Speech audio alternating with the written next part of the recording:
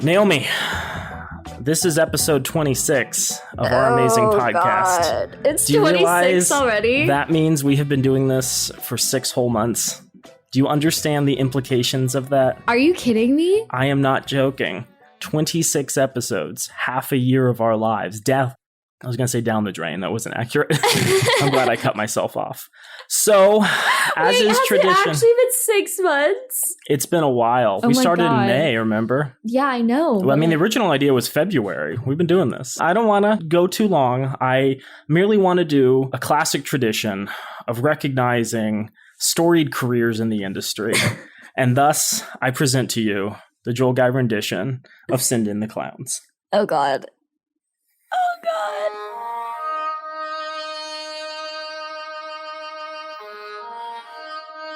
She's looking at me weird, everyone. This is going to play really well on people's headphones at home, I'm sure. To be clear, this is all part of the normal song. I'm not making up like new audio for it. Isn't it rich? Are we a pair? Me here at last on the ground, you in midair. Where are the clowns?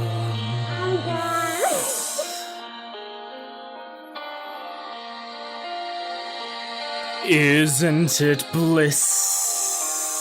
I'm crying. Don't you approve? One who keeps tearing around, one who can't move. Where are the clowns? There ought to be clowns. Just when I'd stopped opening doors, finally knowing the one that I wanted was yours. Making my entrance again with the usual flair. Sure of my lines, no one is there. Oh, God, there's more. Oh, a playback order has occurred. I think we've done enough. We'll save the full rendition for our 1-year episode. Oh, my God. Yeah, I felt that was an appropriate accompaniment to... Oh, my God. Are you okay there? I'm crying. Beautiful. Well, Naomi, it has been a fun 6 months. I'm glad we've done this. I can't believe it's been 6 months. I know, right? We're 6 months older, wiser, woker, more handsome. It's my birthday month. It is Naomi's birthday month. I think we should crack our drinks and get on with the episode. Bro, that is not your drink. It's not my drink? Oh, boy. Let us pop it. Ah, yeah. Green tea with pineapple juice beverage. I kind of like it. I don't hate it. I think I enjoy the other one a bit more, but we haven't tried that yet officially, so I can't comment on it. Screw you. This is the Trader Joe's sparkling green tea with pineapple juice beverage. It is basically green tea, no sugar added, a hint of pineapple juice. It's refreshing. My one problem is it's a tiny can. I feel it could be double the size. And, double the size would only be 20 calories. But, hey, it's a cute little refreshment. Probably good for a picnic. Probably good if you have nothing else in the house, which isn't a great endorsement. This isn't my favorite thing, but it's passable. And you are listening to Why Don't I No One Date These Guys with Joel Guy and Naomi Guy. Famed musician Joel Guy, okay, who would have done the whole song if my music player... quit your day job, okay? God. I was really fucking up the karaoke rendition. So, Naomi, today we are here to do another of our sex ed series. Before we get to that, I do want to talk about highs and lows of the week. What's been going on with you? Well, my midterms are coming up, so it's like midterms time this week. So I'm like a little stressed about that. Will Swess? A little stressed, but that was a low. But a high of this week is that I get to go see my extended family for like a couple of days over my fall break. So I'm very excited. I haven't seen them in a couple of years. And hopefully they don't find out about this podcast. So what are you talking about? We need the listeners. No, I know, but like, I'm just scared. You're scared of the limelight. Yeah. You're scared of your 50 minutes of fame. Mm-hmm. Okay. Thought it was 15. Inflation, man. Okay. Joel, what's your high and your low? High of this week, I got a big bag of onion rings from a chef store near our house, and I made that big bag of onion rings, and they were delicious. He was having sad boy hours this weekend. Sad boy hours. Yeah. The sad boy is in. Yeah. Have a little sign on my door. Yeah, exactly. Yes, no, it's a fun thing. It is nice having access to those sort of resources. Kind of a low of the week. I've been kind of stressed. I've been working on a couple of projects, including an application for a job that I'm very interested in. I finally completed the first rough draft. It's in pretty good shape. I'll be able to get it in for the deadline. No concerns about it. I was a little disappointed because the position seems to be written for one person. The questions are all very detailed, almost as if they were written for one person's specific experience. So I'm a little concerned that they already have a person picked out. But hey, I have what I feel is appropriate experience. Gotta throw your hat in the ring. Gotta throw my hat in the ring. Gotta try things that make me scared on a consistent basis. So that's where I am. Naomi, today we are talking about what exactly? We are talking about sexually transmitted diseases and infections. Listeners should be very happy that this is an audio medium and we don't have a lot of pictures to bring up in the middle. Ew. Just for a YouTube channel, Yeah. we'd probably be doing that. Some of them get really if you look up oh my god, HPV, you look it up and genital warts. Nice. That gets really it's interesting. Why would I have to look it up? I can just never mind. Joel, ew. So yeah, I feel we've talked about different elements of sex education before, and we've kind of glossed over STIs. We've definitely referenced them when we glossed over them parts. so that we could talk about them in detail in this episode. And I think it's worth, doing an episode just about them, because STIs are something that I think a lot of people don't understand. They're not something that's commonly brought up in, pornography. It's not something that's discussed, and the behaviors people practice in modern porn do not reflect proper safe sex and sexually healthy attitudes. We'll probably get into pornography at some point. We only bring up porn right now just because we feel as if a lot of people get their sexual education from porn, and a lot of people turn to pornography in order to figure out their own bodies, what they're comfortable with, kinks, things like that. And we feel as if it's not the best representation of sexual behavior. But then I was also interested because, for lack of a better term, there's a lot of raunchy sex comedies out there, right? It's all about, this kid's gonna have sex for the first time. American Pie. American Pie is a good example. I think there was a film, Sex Drive, a lot more in the 1980s when they flirted with being softcore porn. But yeah, even now you still have a lot of low budget movies coming out, and the thing is, it's just people having sex. And almost never is the concept of STIs or STDs actually brought up. Sex is, something fun. It's something whimsical. It's something quirky. It's not something that has consequences. And I don't think we want to scare people off from having sex. It's just sex is an adult activity. Treat it like other adult activities with a degree of responsibility. But yeah, I was looking up just out of curiosity, movies that dealt with STDs and STIs, and there's really none. The top movie in IMDb with STD as a tag is The Wolf of Wall Street. I think they briefly mentioned someone having an STD at some point during the film. It was not a plot point. Yeah, I don't even remember who that would be. The movie Kids from 1995, a day in the life of a group of teens as they travel around New York City skating, drinking, smoking, and deflowering virgins. Yes, the classic movie Kids. Everyone remembers that one. Emma Stone's breakout comedy Easy A from 2010. Oh, that was a good movie that talked. It didn't go into detail. It didn't go into detail, no. Yeah. Forgetting Sarah Marshall from 2008. I do not remember that. It was devastated Peter taking a Hawaiian vacation in order to deal with his recent breakup with his TV star girlfriend, Sarah. That had that guy from Jason. Segel. Segel? Not Sudeikis. Okay. Sure. Ginger Snaps from 2000, two death-obsessed sisters outcast in their suburban neighborhood must deal with the tragic consequences when one of them is bitten by a deadly werewolf. I've heard, okay, that's interesting. I could argue that werewolf being bitten by a werewolf is kind of an analogy for STDs. I don't know if it's a plot point. Yeah. I do recall the movie It Follows, the horror movie It Follows, kind of was like thematically about STDs, because wasn't it the last person you have sex with gets followed by like a creepy horror movie monster and they have to have sex with someone else in order to like pass the curse on? I've never seen the movie, but sure, yeah. Sure.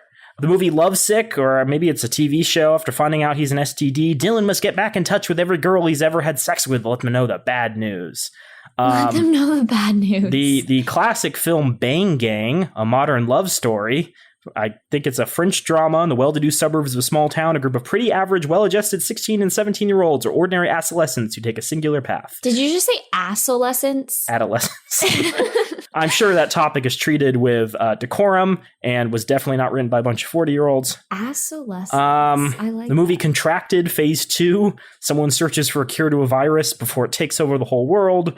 Arctic Circle, which is, I guess, a TV series about the unforgiving polar region of the Arctic Circle, and there's a police officer who solves crimes. It just goes on. It's just a lot of movies you've never heard of. Jokes My Folks Tell Me, The Sex Clinic, The Alison Gert Story, Yeah, That's Life, According to Spencer, Vice Academy 5, That Burning Feeling. Oh, that sounds good. I think the most well-known movies that you touched on were Wolf on Wall Street and Easy A, and like they were like barely touched on those topics, like in those movies. Yeah. I always thought when Bernie Sanders was running for president, they should have gone with the bumper sticker, I've got a Bernie feeling. Maybe we should make those bumper stickers of advertising for political campaigns. So Naomi, without further ado, let's get into it. What is an STI? So we're going to touch on both the definitions of STDs and STIs. STIs, we'll just talk about them. They are an infection passed through one person to another through sexual contact. An infection is when a bacteria, virus, or parasite enters and grows in or on your body. STIs are also called sexually transmitted diseases, or STDs. Some STIs can be cured and some STIs can't be cured. For those STIs that can't be cured, there are medications to manage the symptoms. Nearly 20 million people in the United States get an STI each year. That's pretty high. I mean, obviously people can get multiple STIs, but still, given the population's 330 million, that's pretty high. Yeah. These infections affect men and women of all backgrounds and economic levels, but half of all new infections are among young people 15 to 24 years old.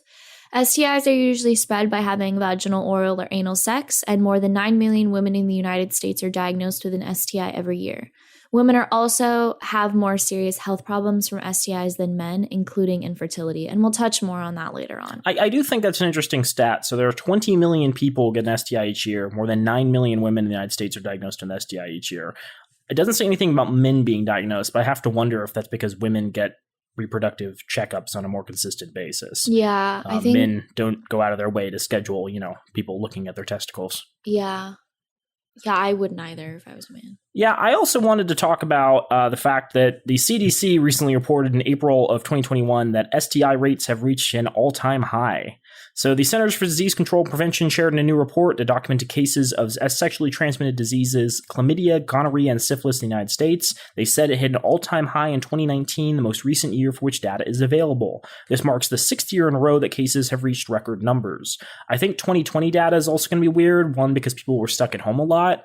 Yeah. And two, people were probably getting tested far less frequently. So the numbers are probably going to be really messed up. 2019 is a really good year for data. I actually wanted to contribute to what you just said. Forgot what I was just going to say. Excellent. So, less than 20 years ago, gonorrhea rates in the United States were at historic lows. Syphilis was close to elimination, and advances in chlamydia diagnostics made it easier to detect infections, says Raul Romaguera, MPH, acting director of the Division of STD Prevention at the CDC.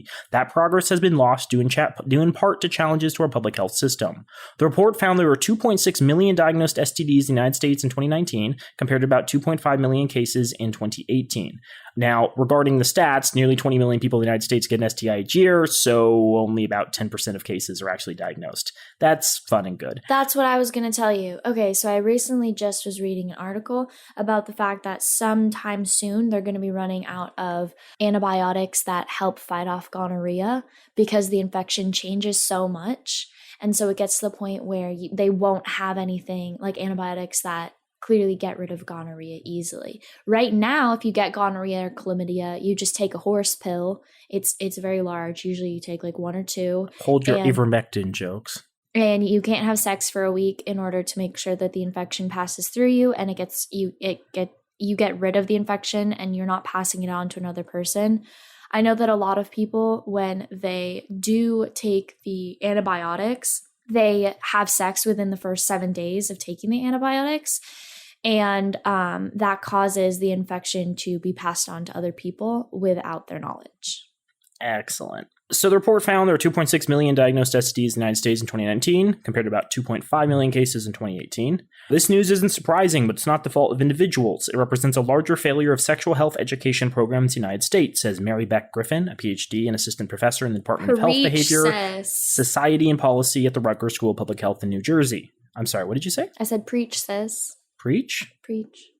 What? Because she was saying that there's not enough sexual education in this country. Preach says. I don't know what you're saying. I said preach, sis. Like sister. Oh, preach, sis. Yes. Okay. I was like, that's not her name. I'm deeply confused. So, health departments across the United States reported the following data on STDs. According to the report, 1.8 million cases of chlamydia, an increase of nearly 20% since 2015, 616,000 cases of gonorrhea, an increase of more than 50% since 2015, 129,813 cases of syphilis, an increase of more than 70% since 2015. Congenital syphilis, a disease which happens when a mother with syphilis passes the infection onto her baby during pregnancy, increased by 279% since 2015. Nearly 2,000 cases of congenital syphilis reported in 2019, including 128 deaths. Young people were disproportionately impacted, as you were saying. More than 55% of cases reported at health departments were in teens and young adults between the ages of 15 and 24. There were also racial disparities, despite making up 12.5% of the population. About 31% of chlamydia, gonorrhea, and syphilis cases in non-Hispanic Black people. Men who have sex with men are also disproportionately affected by STDs.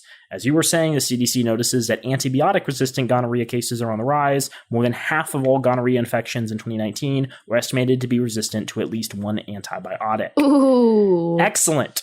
So the big question here is why STD cases are increasing, and there's a couple of reasons. The first is the lack of education. Dr. Griffin says that a lack of comprehensive sex health education in middle and high schools across the country may be to blame. The United States has always lagged behind other countries in the provision of sexual health education. We're number one in being last. And every year we add more adolescents that do not have the education they need to protect themselves and make informed decisions. The quality of sexual health education also varies wildly. Only 30 states mandate sexual health education that includes HIV prevention information. These requirements vary, and only 18 of these states require that the information is medically accurate. We cannot expect people to know how to prevent STIs do they not get information that is relevant to them, meaning that centers sexual pleasure, consent, sexual orientation, and includes medically accurate STI and pregnancy prevention information. Another reason is that it's very taboo. Americans are hesitant to talk about sex and sexual pleasure. So many people don't know that they need to tell their providers about the type of sex they're having. Griffin says you absolutely need to do that. The types of sex you're having impact the types of STI screenings you should get. Not all screenings are comprehensive. We also need to do more testing. The rise in chlamydia cases may simply be due to more testing, however. Peter Leone, MD, Adjunct Associate Professor of Epidemiology, says, we didn't always have diagnostic tests for it, and a trend over the last decade has been more testing and higher quality testing. So I'm sorry. The problem is not that we need more testing. The problem is that we're doing more testing, so we're possibly detecting more incidents of it. As we were talking about 20 million cases each year versus 2.5, they're actually being addressed. There's also, of course, disparities, like there are in any health-related situation. The CDC says disparities likely reflect different access to quality sexual health care and differences in sexual network characteristics. The organization cites the example of having a greater chance of encountering an STI in communities with a higher prevalence of STIs compared to lower-risk communities, regardless of sexual health behaviors. So yes, this is a topical discussion. STIs are becoming more common, so it's probably worth discussing, like, how to prevent them. To be clear, we're not trying to shame anybody for having large amounts of sex. We're not trying to shame anybody for having specific types of sex. We're trying to get rid of the stigma towards Exactly. STDs and STIs and make sure that everyone knows that this is a natural part of having sex. And we're just trying to inform everyone about the implications of having STDs and also the implications of not getting tested regularly. I do want to mention one more thing, which is about older individuals. We are seeing more prevalent cases in younger people, but again, that could just be due to the fact that younger people tend to get tested more. However, STI and STD cases are rising in older Americans as well. This is due to things such as erectile dysfunction medication. These drugs have enabled more men to engage in sexual activity throughout their older years. According to the CDC, cases of STDs in adults over the age of 50 in the 2000s have increased significantly from the averages recorded in the 1990s. America is also experiencing a high midlife divorce rate. Consequently, older adults are looking for dates online, which lowers the chance they know the background sexual history of the people they're dating. Older adults are also less likely to perceive themselves at risk for contracting STDs. The wonderful survivorship bias. I was able to ride in the back of the pickup truck without a seatbelt when I was growing up, and I didn't die, so clearly it's okay to ride in the back of pickup trucks. I was a nom. I didn't die. Exactly. I can't get an STD. Many older adults may not have received formal safe sex education when they were younger. Safe sex and STD prevention education became prevalent in the 1980s when HIV and AIDS was discovered. During that time period, many current older adults were married and middle-aged and may not have had the chance to receive the same education received by younger adults. Without this education, older adults may not realize the health benefits of engaging in safe, protected sex, even with the concerns of pregnancy. Some older adults may be thus embarrassed to ask doctors to be tested. They're less likely to be diagnosed with an STD in the early stages. They're unable to benefit from the medications available for early stage treatment. And many STDs do not have symptoms. So they may not realize they're infected until serious and possibly permanent damage has occurred. I think, especially in retirement homes, there might also be a general just not giving a fuck mentality. Yeah. It's like, I'm 88. I just want to have some fun in the last years of my life. I don't want to care about the repercussions of, any of this, which I think is like somewhat valid. I was doing canvassing for a ballot measure a couple of years ago. And, we were just asking people, informing them when we knocked on their doors about, what was going on with the ballot measure and if we could get their support. And we came up to one older woman who was putting a recycling in her can, and she seemed a little bit frail, and we had to speak up when we were talking to her. It was like, hey, we're here discussing this ballot measure, and we explained, what it was. And she kind of turns to us and looks at us and says, in like this very old, wizened voice, I'm 93. Like, I've lived for a while. I don't fully understand the world right now. I don't know, if I should be voting, given that I don't really understand the consequences of this issue and the implications. And I'm like, that's an interesting perspective. I don't know if it's fully correct. I think people should be able to contribute to a democracy kind of regardless of their age. But at the same time, I also understand where it's coming from. It's like, look, my time's nearly here. The world is far, far different than, what I grew up with and the experiences I had when I was younger. I'm going to let other people who are more likely to inherit this planet make the choices for me. So I don't know. I don't know if that's completely valid, but I understand where they're coming from with that. So we've talked about older people. Yeah, don't feel bad if you're younger and have an STI or STD. It's very possible that older people have them too, and they're just dealing with long-term health repercussions of it. I want to go back to something Joel said earlier. When you're talking to your primary care physician or just like a doctor in general, it is extremely important to talk about the kinds of sex that you are having, whether that be oral, vaginal, anal sex. It's extremely important so that they know exactly how to test you. If you are uncomfortable talking to your doctor about those kinds of things for whatever reason, either your parent being in the room, I'm talking specifically to the people that are underage listening. I don't know how many underage listeners we have, but please make sure that you are taking care of yourself and you're not putting yourself and people that you're having sex with at risk by not getting tested. It is extremely important to get tested. Keep in mind, medical professionals are bound by HIPAA.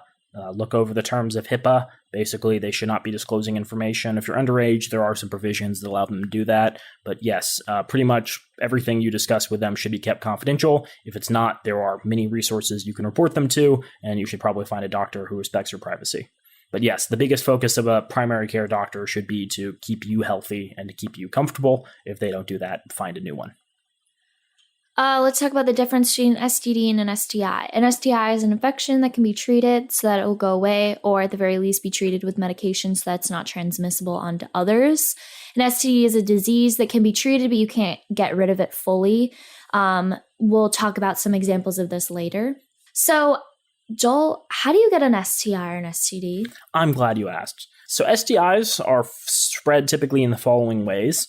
Having unprotected, that is without a condom, vagina or vaginal vaginal, oral or anal sex with someone who has an STI. It can be difficult to tell if someone has an STI, and they can be spread even if there are no signs or symptoms. They can also be spread during genital touching. It is possible to get some STIs, such as syphilis and herpes, without having sex. It is also possible to get it through sexual contact between women who only have sex only with other women, and from a pregnant or breastfeeding woman to her baby. I think that third point is interesting because a lot of people have certain biases about bisexual men who have sex with men, and they think that they're at a higher risk of certain infections and diseases. But no, the same applies to lesbians as well as bisexual women. That's not to stigmatize these. It's simply to say, look, these risks exist. Please be aware that they can occur with anybody, regardless of who they choose to smash genitals with. So why is it important that we test in between sexual partners and use condoms always? Great question, Naomi. Each STI causes different health problems. Certain types of untreated STIs can cause or lead to problems getting pregnant or permanent infertility, problems during pregnancy and health problems for the unborn baby, infection in other parts of the body, organ damage, certain types of cancer such as cervical cancer, and death. So having certain types of STIs also makes it easier for you to get HIV if you come in contact with it. So yes, it is important to be aware of the different types of STIs and the potential health implications, and to make sure that you're getting tested for them regularly if you are having sex with a variety of people. I think it's worth talking briefly about when you should get tested. Yeah. Naomi, how often do you think you should get tested? So if you are having sex with different partners, you're not in a monogamous relationship, and you're not just having sex with one person, a monogamous sexual relationship, Sure. Not even just a monogamous romantic relationship, you want to get tested in between every partner that you have. So with this, I would say that a lot of people don't know that when you get tested, it takes 2 weeks for gonorrhea and chlamydia to come up on a test.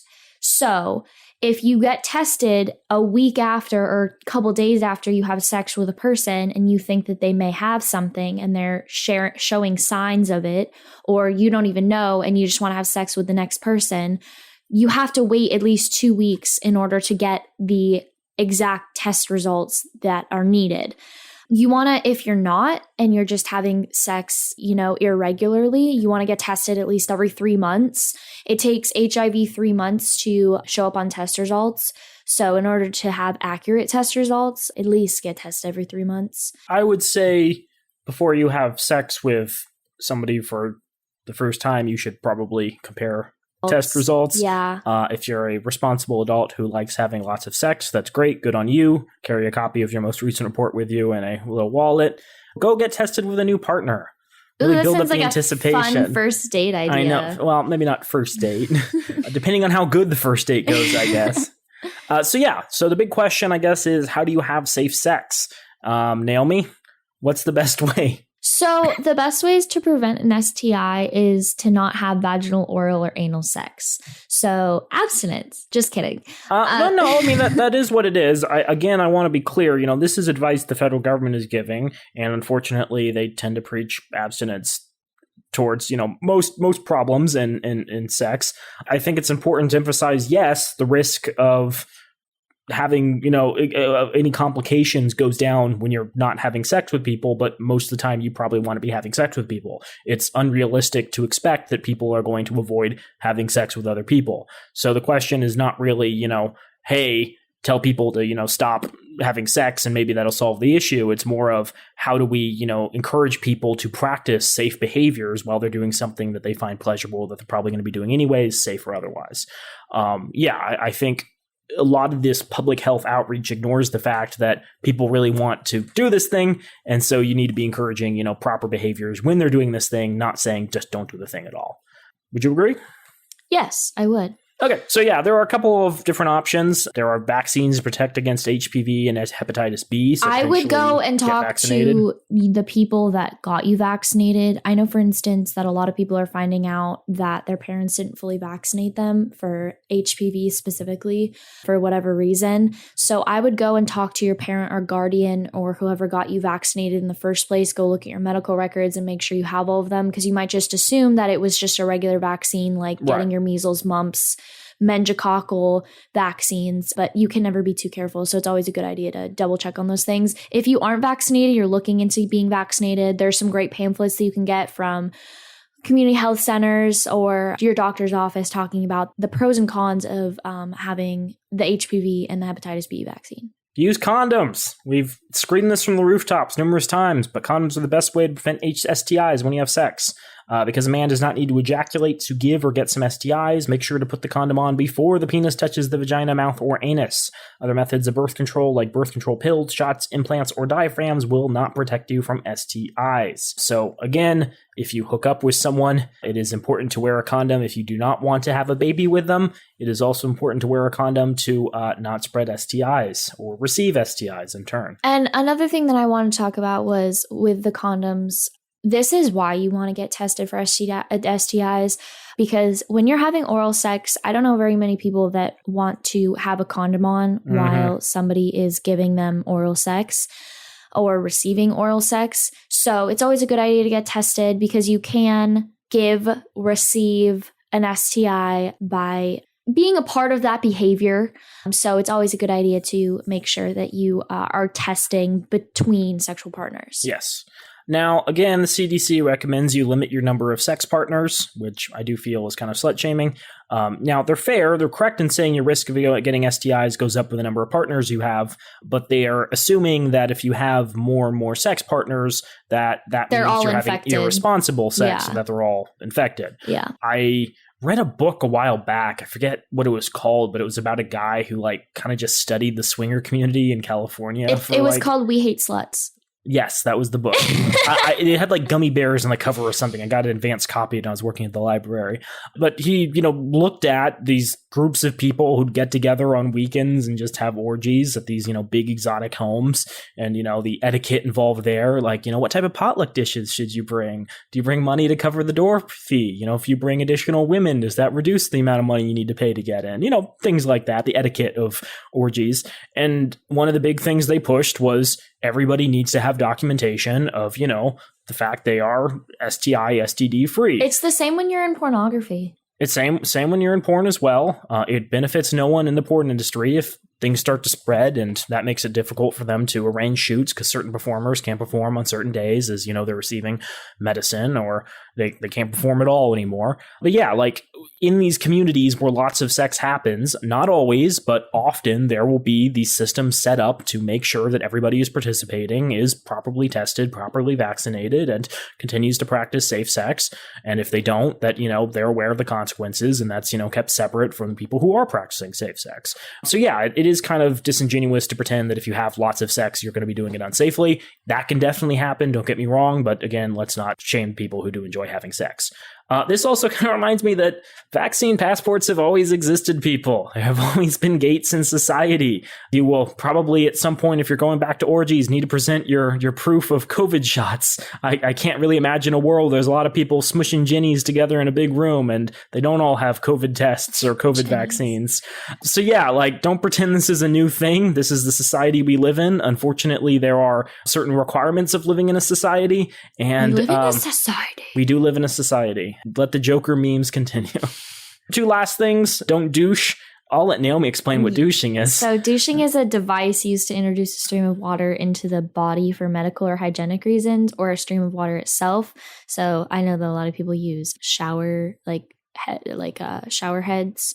And douching usually refers to vaginal irrigation, the rinsing of the vagina, but it can also refer to the rinsing of any body cavity. For instance, when men have sex with men, they usually want to rinse out their anal cavity in order to make sure that there's not a messy cleanup at the end.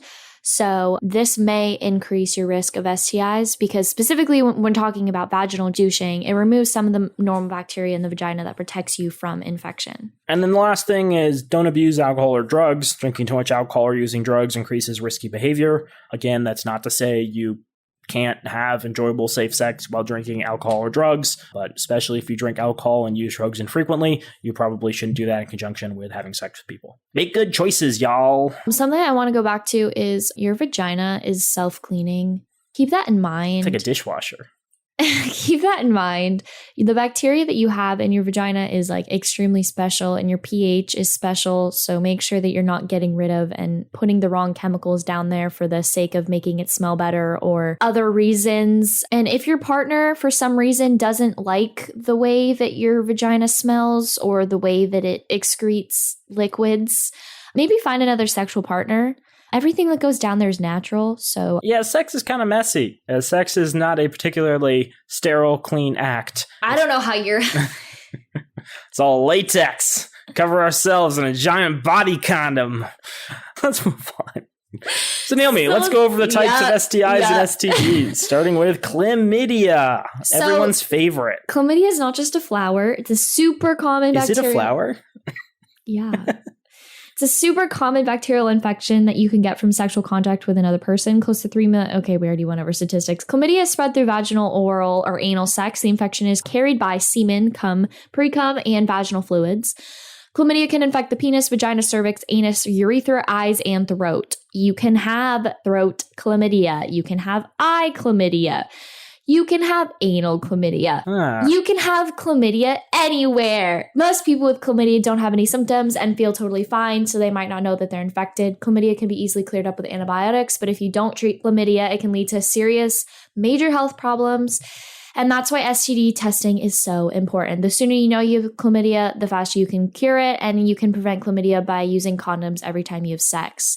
Oral chlamydia, we'll just go over that briefly. You can get chlamydia from okay, we already talked about that. Oral chlamydia is much less common than vaginal chlamydia. If you get oral chlamydia, you might have soreness or redness in your throat or mouth. Some people that with oral chlamydia don't have any symptoms. This is why it's so important to get regularly tested for STDs. But something that you need to keep in mind is when you're getting tested for chlamydia, gonorrhea, literally anything, you want to make sure that whoever is giving you the STI test or STD test is swabbing your throat for this reason. Genital warts. I talked about this earlier, and like, if you look up online, like genital warts, a lot of the pictures are from people that like didn't get treatment for it early on. So it's a lot of the pictures are just a lot of genitals that are a little out of hand with genital warts. So genital warts are common and are caused by certain types of HPV, which HPV we'll touch on a little bit later. Genital warts can be annoying, but they're treatable and aren't dangerous. They show up on the skin around the genitals and anus, and they're caused by certain types of human papillomavirus, HPV. You might have heard that some types of HPV can cause cancer. That's why you want to get the HPV vaccine, but they're not the same kinds that give you genital warts. HPV can be tricky STD to understand. It's the most common STD, but most of the time it goes away on its own. Sometimes certain types of high-risk HPV can develop into cancer if left untreated. Other low-risk types of HPV can cause warts on your vulva, vagina, cervix, rectum, anus, penis, or scrotum. Genital warts are common. About 360,000 people each year get them. Yay. You get genital warts from skin-to-skin contact with someone who's infected, often vaginal, anal, or oral sex. You can also, okay, this is really bad, but I was reading up about genital warts, and you can get it like from hugging a person. So how are you hugging people? I'm going to ignore that comment. Genital warts can be spread even if no one comes, and a penis doesn't have to be inside a vagina or anus to get them. You can spread them even when you don't have visible warts or other symptoms, because though that's less common, you can also pass genital warts on to babies during vaginal childbirth, but that's also really rare. Genital warts are different from warts you might get elsewhere on your body, so you can't get genital warts by touching yourself or a partner with a wart that's on your hand or foot. It's more likely to pass genital warts when you're having symptoms, and if you notice a wart, it's best to get tested or treated to help lower the risk of passing genital warts onto a partner. I'm about to give a PSA. Check out your genitals often. It's a good idea. You notice anything different, or your partner notices anything different, if you guys have been having sex for a while, go get it checked out. It's always a good idea to look at your boobs too. Make sure there's no like lumps or anything in there. Even if you just want to go nice to yourself. Joel, let's talk about gonorrhea. Less nice. Gonorrhea is a common bacterial infection that's easily cured with antibiotic medicine. It's sexually transmitted. Most people with gonorrhea don't have symptoms. It's a very common sexually transmitted infection, especially for teens, people in their 20s. Gonorrhea is sometimes called the clap or the drip if you were born in 1920. Gonorrhea is spread through vaginal, oral, and anal sex. The infection is carried in semen, precum, and vaginal fluids. It can infect your penis, vagina, cervix, anus, urethra, throat, and eyes. That's pretty rare, but still kind of scary. Most people with gonorrhea don't have any symptoms and feel totally fine, so they might not even know they're infected. It is usually easily cured with antibiotics, but if you don't treat it early enough, it can lead to more serious health problems in the future. That's why STD testing is so important. The sooner you know you've gonorrhea, the faster you can get rid of it. You can help prevent gonorrhea by using condoms every time you have sex, and it is spread almost identically to genital warts. The main way people get gonorrhea from having vaginal, anal, oral sex. You can also get gonorrhea by touching your eye if you've inflicted fluids on your hand. It can also be spread to a baby during birth, similar to genital warts. It is not spread through casual contact. So you can't get it from sharing food or drinks, kissing, hugging, holding hands, coughing, sneezing, or sitting on toilet seats. Most people don't have any symptoms if they have gonorrhea, but they can still spread the infection to others. So using condoms or dental dams every time you have sex is the best way to help prevent gonorrhea, even if you and your partner seem totally healthy. That's one of the things we kind of touched on earlier, but I think is worth reiterating. Even if you haven't had sex with a lot of people, even if you've had no obvious symptoms in the last year and you get together with a partner, it is still possible you're carrying something which they could have very adverse effects from. So yes, get tested. We're going to talk at the end of this episode and put some links in the description about places you can get tested in the Arizona area. Hepatitis B. Hepatitis B is an infection that can cause liver disease. It's spread through sex. You can protect yourself by getting the hepatitis B vaccine and using condoms. Hepatitis B is a liver infection caused by a virus called the hepatitis B infection, or HBV. B as in beaver. It can be serious and there's no cure, but the good news is it's easy to prevent. You can protect yourself by getting the hepatitis B vaccine and having safer sex. If you have oral, anal, or vaginal sex, use condoms and dental dams to help stop the spread of HPV and other STDs. Hepatitis B is really contagious. It's transmitted through contact with semen, cum, vaginal fluids, and blood. You can get it from having vaginal, anal, or oral sex. Using a condom and dental dam during sex can help prevent it. Sharing toothbrushes or razors, blood on them, can carry hepatitis B. Sharing needles from shooting drugs, piercings, tattoos, etc. Getting stuck with a needle that has Hep B virus on it. Hepatitis B can be passed to babies during birth of the mother, and it can't be spread through saliva, and you can't get hepatitis B from sharing food or drinks or using the same fork or spoon. And it can't be spread through kissing, hugging, holding hands, coughing, sneezing, or breastfeeding. Excellent. There is also hepatitis C. It's a virus that can cause liver damage, so that's more long-term than a lot of the other effects we're talking about. It's sometimes called HCV for short, and it's a mild illness that only lasts for a few weeks or months sometimes, or a serious chronic condition that lasts your whole life. It can lead to serious illnesses like cirrhosis of the liver and liver cancer, and can eventually kill you if left untreated. It is transmitted through blood, most commonly from needles and syringes used for taking drugs. It can also be spread from tattoo or piercing needles that have been properly cleaned by accident in a medical setting, from blood transfusions and organ transplants performed prior to 1982, and from a parent to a baby during childbirth. It can also be sexually transmitted, and condoms help prevent it. So keep that in mind. This is also why it's really important to go to reputable tattoo parlors. Some tattoo parlors don't properly sterilize and or dispose of their equipment when they're done and reuse things, and that greatly increases the risk that you can spread things like this. Go to accredited tattoo parlors, make sure that they're disposing of their sharps in a medical bag and throwing that into their dumpster. Hepatitis C symptoms. Doesn't always have symptoms. If you do have them, you're most likely to feel the symptoms 4 to 12 weeks after being exposed. Early stage symptoms can include tiredness, pain in your belly, poor appetite, jaundice when your eyes and skin turn yellow, clay-colored poo, dark urine and pee, fever, joint pain, nausea, and vomiting. For some people, hepatitis C goes away without treatment in about 6 months, but for most people, Hep C turns into a chronic lifelong condition. So chronic Hep C really has symptoms. Most find out they have Hep C when they're diagnosed with advanced liver disease, and that's why it's important to get checked for Hep C if you think you might be at risk. Testing involves using a blood test in order to check for antibodies. If the test is positive, it's followed up with a test called an RNA test, which determines the virus is currently active. Treatment typically consists of antiviral medicine to reduce the amount of virus in your system. There are also new treatments that may cure it. Your doctor or nurse will likely recommend you avoid drinking alcohol and taking certain medicines that may harm your liver. Herpes. You want to talk about herpes? Herpes is a common virus that causes sores on your genitals and or mouth. Herpes can be annoying and painful, but it usually doesn't lead to any serious health problems. It's a super common infection that stays in your body for life. More than half of Americans have oral herpes, and about 1 out of 6 Americans have genital herpes.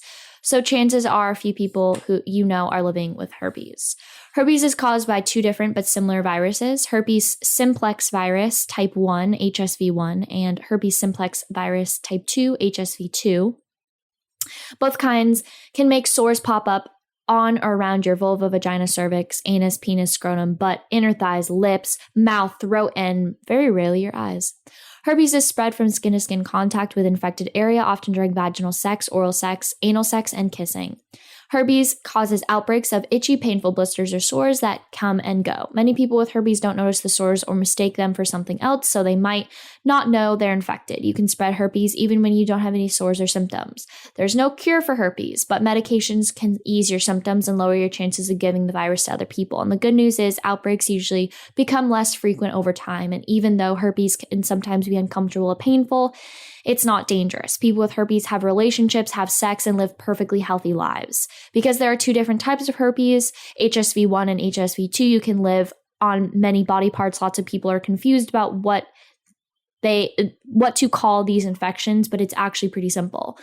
When you have either HSV1 or HSV2 on or around your genitals, vulva, vagina, cervix, anus, scrotum, butt, penis, inner thighs, it's called genital herpes.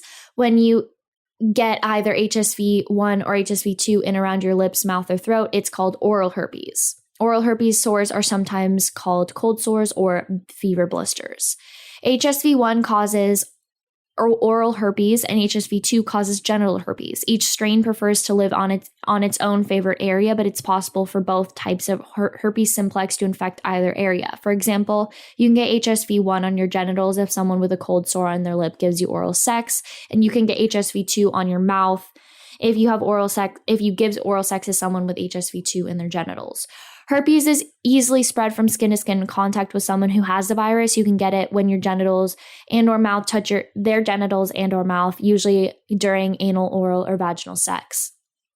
Herpes can be passed even if the penis or tongue doesn't go all the way into the vagina, anus, or mouth. You don't have to come to spread herpes. All it takes is some skin-to-skin touching. You can also get herpes from kissing someone who has oral herpes. The skin on your genitals, mouth, and eyes can be infected easily. Other areas of the skin may get infected if there are ways for the herpes virus to get in through a cut, burn, rash, or other sores. You don't have to have sex to get herpes. I'm going to say this about 1 million more times before I'm done with this description. Sometimes herpes can be passed in non-sexual ways, like if your partner with a cold sore gives you a peck on the lips. Most people with oral herpes got it when they were kids. A mother can pass genital herpes to a baby during vaginal childbirth, but that's rare. You can spread herpes through other parts of your bodies. If you touch a herpes sore and then you touch your mouth, genitals, or eyes without washing your hands first, you can pass herpes to someone else this way.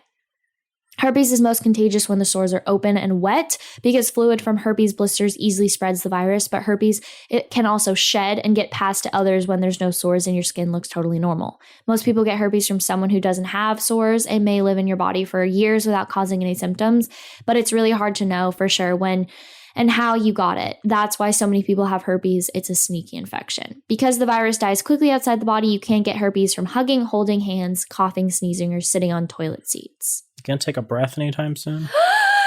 Ooh. Okay, so let's get into the big ones, HIV and AIDS. Ooh. Yeah, these are, I think, often joked about without being properly understood. It's actually kind of disgusting how the United States has treated HIV people. Our history has not been kind to people who have HIV or AIDS. But yeah, let's talk about the underlying, what it is. So HIV is a virus that causes AIDS. It damages your immune system, making it easier for you to get sick. It is spread during sex, but condoms can help protect you. So HIV stands for human immunodeficiency virus. It's a virus that breaks down certain cells in your immune system, which are your body's defense against diseases that help you stay healthy. When HIV damages your immune system, it's easier to get really sick and even die from infections that your body could normally fight off. About 1.1 million people in the United States are living with HIV. Most recent stats I've seen are actually closer to about 1.2 million people. And more than 38,000 new infections happen each year. Most people with HIV don't have any symptoms for many years and feel totally fine, so don't even know that they have it. Once you have HIV, the virus stays in your body for life. There's no cure for HIV, but medicines can help you stay healthy. HIV medicine lowers and stops your chances of spreading the virus to other people. Studies show that using the treatment as directed can lower the amount of HIV in your blood, so it might not even show up on a test. When this happens, you can't transmit HIV through sex. So treatment is really, really important. You don't want it to escalate and spread to AIDS. And the fact that treatment can help reduce it and become like negligible is really, really cool. That did not always exist as an option for people with HIV. With medicine, people with HIV can live long, healthy lives and stop the spread to others. So HIV is the virus that causes AIDS. AIDS stands for Acquired Immune Deficiency Syndrome. They're not the same thing, and people with HIV do not always have AIDS. So HIV is a virus that's passed from person to person, and over time it destroys the important kind of cells in your immune system called T cells that protect you from infections. AIDS is the disease caused by the damage that it does to your immune system. You have AIDS when you get dangerous infections or a super low number of CD4 or T cells. AIDS is the most serious stage of HIV, and it leads to death over time. So some people with HIV have AIDS. All people with AIDS have had HIV. Without treatment, it usually takes about 10 years for someone with HIV to develop AIDS. Treatment slows down the damage the virus causes. It can help people stay healthy for several decades. Like pretty much everything else we've mentioned, it's carried in semen, vaginal fluids, anal mucus, blood, and breast milk. It gets into your body through cuts or sores in your skin and through mucous membranes like the inside of the vagina, rectum, and opening of the penis. You can get it from having vaginal or anal sex, sharing needles or syringes for shooting drugs, piercing, tattoos, etc., getting stuck with a needle that has HIV-infected blood on it, or getting HIV-infected blood, semen, or vaginal fluids in open cuts or sores on your body. So it's usually spread through having unprotected sex, so using condoms or dental dams every time you have sex is very, very important. Also, don't share needles. I know you and your partner like to tattoo each other. Maybe consider getting tested before you do that. If you do have HIV, treatment can lower or even stop the chances of spreading it to other people. There's also a daily medicine called PrEP or PrEP that can protect you from HIV.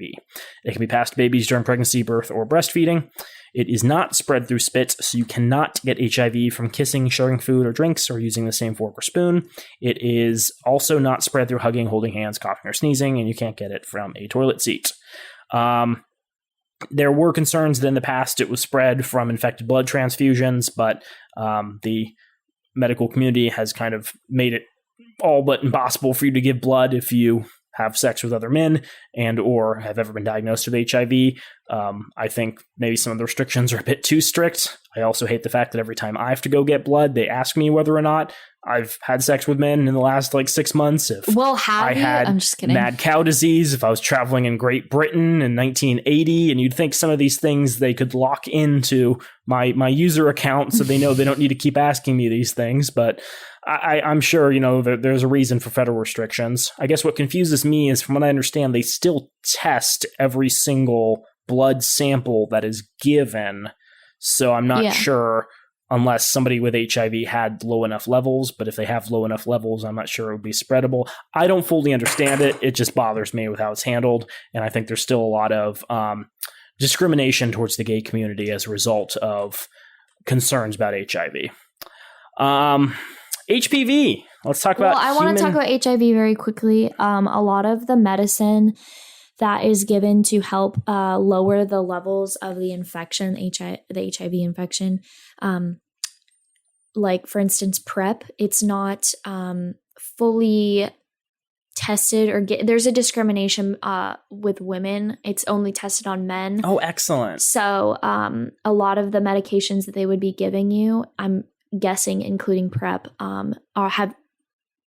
as a woman, it might not have been tested on women. I know that I just saw an ad for something that was similar to PrEP. It was fighting against HIV and lowering levels of the infection in your body, and it was only for men. Yeah, it's like for years, mortalities among women in car accidents were much higher than mortalities for men, and no one could figure out why until somebody was like, hey, should we have woman-sized crash test dummies? Yeah. Because it turns out if there's differences in height and weight and body frame, that might change how an airbag impacts somebody or how somebody's body moves when a car is smashed into. Call me crazy. I just figured out what this green tea with pineapple juice beverage tastes like. This is a callback. If you recall, we're drinking green tea with pineapple juice. Mm-hmm. This is like a recurring theme in this episode. I think it was like sophomore year of high school. I had the pineapple Jolly Rancher, which you can only get at like specific candy stores. And it tastes like a pineapple Jolly Rancher. Not as sweet. Yeah, but it has the same like flavoring. So what you're saying is it tastes like pineapple. Okay. HPV, human papillomavirus. Do you remember in like the early 2010s how like HPV vaccinations were becoming more common? There were all these conservative commentators who were like, all these young girls are sluts now getting their HPV vaccinations so they can have sex. You start the treatment at like what, 12? It's pretty young, yeah. Yeah, and you can get it. There's absolutely no reason people should get vaccinated. No reason at all. All women are sluts. We're going to cut that audio out and use that at the start of every episode moving forward. Welcome to I Will Know and Date These Guys. All women are sluts. Absolutely not. Joel reading Joker memes. We have it all. This is not bad. This is a decent idea for an intro. So HPV, like I mentioned before, is the most common sexually transmitted infection. HPV is usually harmless and goes away by itself, but sometimes can lead to cancer or genital warts. There are more than 200 types of HPV. About 40 kinds can infect your genital areas, your vulva, vagina, cervix, rectum, anus, penis, and scrotum, as well as your mouth and throat. These kinds of HPV are spread during sexual contact. Other types of HPV cause common warts like hand warts or plantar warts on your feet, but they aren't usually sexually transmitted. Genital HPV infections are very, very common. In fact, most people who have sex get the HPV at some point in their lives. Most people have HPV. Most people with HPV have no symptoms and are totally fine, so they usually don't know they're infected.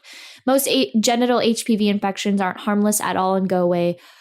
Aren't harmful at all and go away on their own, but some kinds of HPV can lead to genital warts and certain types of cancer. Already went over that. 2 types of HPV. Type 6 and 11 cause most cases of genital warts. Warts are no fun, but they're considered low-risk HPV because they don't lead to cancer or any serious health problems. At least a dozen types of HPV can sometimes lead to cancer, though 2 in particular, types 16 and 18, can lead to a majority of cancer cases.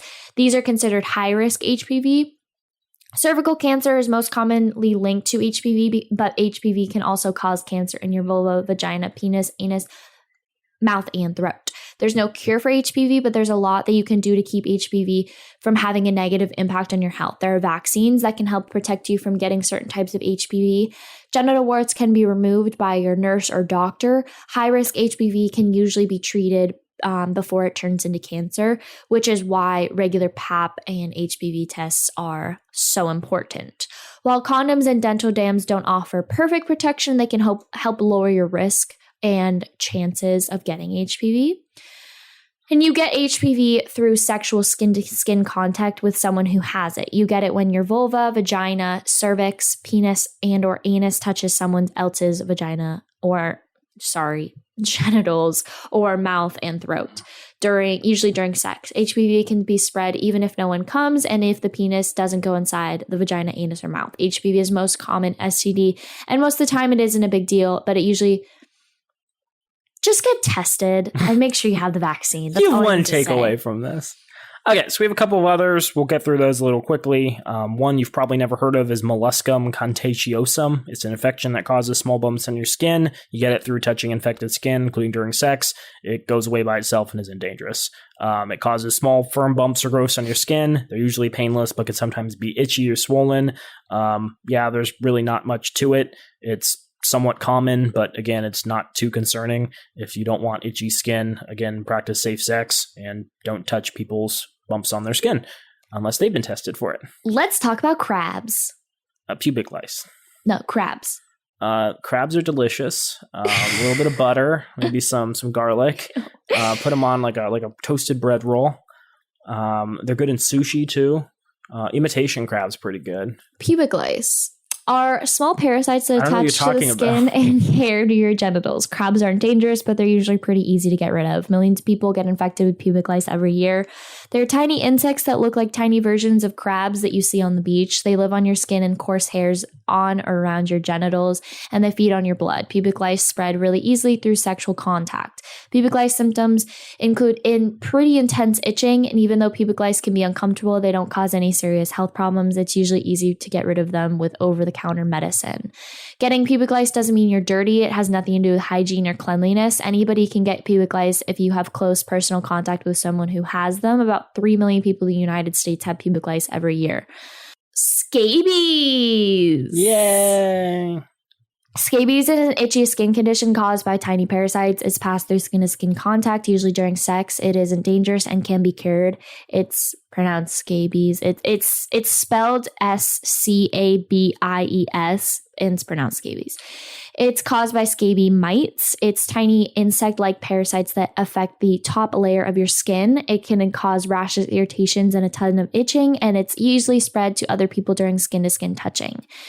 Scaby mites burrow underneath the top layer of your skin and lay eggs. The eggs lead to more mites, and most people with scabies only have about 10 to 15 mites in their body at a time. The mites are super small, so you might not see them, and you'll probably notice the itching and the irritation they cause. It can be really uncomfortable, and it's usually not dangerous, and it can be cured with medicated creams or pills. It's contracted through direct skin-to-skin touching. It usually happens during sex, especially when your bodies are touching or close for a long time, like if you sleep in the bed together.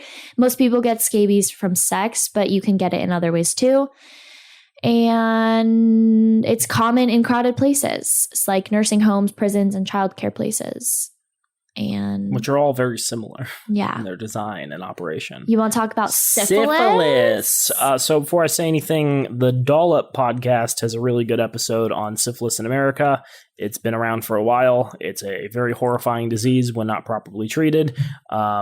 Keep that in mind. But yeah, it's a very interesting episode with a lot of very interesting historical anecdotes. And they turn something that's kind of horrifying into a laugh-a-minute joyride. So, syphilis is a common bacterial infection that's spread through sex. Syphilis is easily cured with antibiotic medicine, but can cause permanent damage if you don't get treated. It's very common. It's spread through the normal ways, vaginal, oral, and anal. It causes sores on your genitals called cantries. The sores are usually painless, but they can easily spread the infection to other people. You get syphilis from contact with the sores. Most people with syphilis don't notice them, so they might not know they have it. It can affect pretty much every part of your body.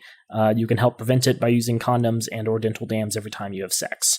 It can be easily cured with medication if you treat it early, but without treatment, it leads to really serious permanent problems like brain damage, paralysis, and blindness. That's why STD testing is so important, because the sooner you know you have syphilis, the faster you can get rid of it. Syphilis is spread from sexual skin-to-skin contact with someone who has it. You get it when your vulva, vagina, penis, anus, or mouth touches someone else. Syphilis is sores, especially during sex. Syphilis can be spread even if no one comes. So the main ways people get it are through vaginal and anal sex. A mother, like always, can pass syphilis to a baby during pregnancy and childbirth. Lots of people don't even know they have syphilis because they don't use the sores. Using condoms every time you have sex is one of the best ways to prevent it, even if you and your partner seem totally healthy. It isn't spread through casual contact. You can kiss, hug, hold hands, cough, sneeze, share towels, sit on toilet seats. You can do all that around people with syphilis. And then, last but not least, Naomi, tell us about this one that I can't pronounce. I was going to make you read it. Trichomoniasis. Also called trick for short, is an STD that's cured with antibiotics. It's super common, and most people with trick don't have any symptoms. It's the most common incurable STD. Most people get trick. Millions of people trick sounds a lot better than the clap. Yeah. Do you imagine if someone texts you and they're like, hey, I have a trick. Mm-hmm. And you're like, oh, like, what is it? Like, are you a magician? They're like, no, I have pull trick. My finger off. Yeah. It's caused by a parasite that spreads really easily during sex. The parasite is carried in sexual fluids like semen, pre-cum, or vaginal fluids. And most people with trichomoniasis don't have any symptoms and feel totally fine. So they might not even know they have it. And when it does cause symptoms, the most common one is vaginitis. Vaginitis is when your vulva or vagina is irritated. Trich can also infect your urethra, the tube you pee out of. And the signs of trich include irritation, itching, smelly discharge, and painful frequent peeing. Other infections can feel like trich, so the only way to know for sure what's going on is to see a nurse or doctor. And good news is trich is easily cured with medication. Great way to prevent trich is by using condoms every time you have sex. And like, everything else we've discussed, wear condoms. Get tested regularly. And make sure that your partner is getting tested regularly as well. And you have proof of purchase. What? Proof of not testing. Having an STI. Yes, or vaccination. Before we wrap up, I do want to talk about some common myths surrounding STDs. We've gone over these already, but I think it's worth reiterating some of these points. So, Naomi, this is a test to see if you've been paying attention the entire time. My first question is, can you see an STD if your partner has one? I'm going to say no. Not always. Not always. There we go. So while common symptoms of a sexually transmitted infection include vaginal discharge, sores around your genitals, painful intercourse, and itchiness, you and your partner can have and transmit an STD without exhibiting any signs or symptoms at all. That's why testing is really important. Joel, can you get an STD if you have oral sex? Only oral sex. Can you get an STD from having only oral sex? I am also going to say no. Because there are many, many ways that STDs can spread, including vaginal and anal sex, and the infections are caused by bacteria or viruses that can enter through tiny cuts or rashes. So, yes, stay vigilant, even if you're only doing the oral. Only doing the oral. Naomi, we've mentioned that condoms can protect against a lot of STD transmissions, but are condoms going to protect you from all STDs? No. Yes, condom cannot. That's yes to your no. Condom can help lower your risk, but it's not foolproof. It does successfully create a barrier between yourself and potentially infected areas, but it does not completely cover your body. So if they have rashes or, any other exposed skin you're making contact with, that can spread it. Condoms can also rip or break, so don't count on a condom for protection from an STD. Can you get an STD from a public toilet? No. I'm going to say no as well, because STDs require a warm body to live and will die outside of that environment. While it's important to have good hygiene, especially in public restrooms, sexually transmitted diseases are spread from person-to-person contact and not from toilets and other surfaces. Final question, Naomi. Do STDs resolve on their own? Absolutely not. Well, that's the other thing we're going to be cutting for the intro sequence. Unfortunately, most STDs will not go away on their own. You are correct. There are long-term side effects and health risks that accompany STDs, so be sure to seek treatment. Well, I think it's that time again, as we gather around the campfire and reflect upon what we've learned. For our Arizona listeners, which is like 99% of all of our listeners, there are some good resources within the area. Maricopa County offers a free STD. Well, sorry, I should not say that. It sometimes offers a free STD clinic. So follow them on Facebook and keep them in mind if you're trying to get tested. They do, however, offer $20 testing at the Maricopa County STD clinic year-round, and that's a basic panel that will test for things like syphilis, gonorrhea, and chlamydia. Take a look at their calendar. They will announce when they offer the free testing if that's really important to you. If you aren't concerned about any encounters that you've had and you've been tested, say in the last year, maybe wait till the free one happens. But if you have not gotten tested ever or have recently had sexual contact with someone, maybe consider getting the $20 test ASAP. If you are an ASU student, their health clinics also offer $20 tests. So if you need to go in off the street, I think they offer them pretty much any time. It's $20 each. It's $20 for gonorrhea, $20 for chlamydia. Oh, is it? Yeah. Oh, that's the worst. Yeah. I take that back. ASU's the worst. You can quote me. They're in the business of making money. Yeah. That you can use your insurance for some of them, which is helpful, but we recognize you're college students. You may not always have access to insurance, so consider Maricopa County's clinic. Something that I would like to say before we wrap up this episode is Planned Parenthood is a really great resource. If you want more information about any of the topics that we talked about today, look on their website. That's where we got the vast majority of our information. Joel, is there anything you would like to say? We do have a Patreon. Yep. We've been doing this for 6 months. Hopefully that has convinced you we're committed in the long term. If you want to hear Joel do more singing and dancing routines. They won't be there. Maybe they'll be exclusively there. Let's see how people react to We this just ordered some stickers for our Patreon members. So if you want a free sticker, subscribe to our Patreon. Yes, there's some behind the scenes stuff. You get access to episodes a week early, ad free.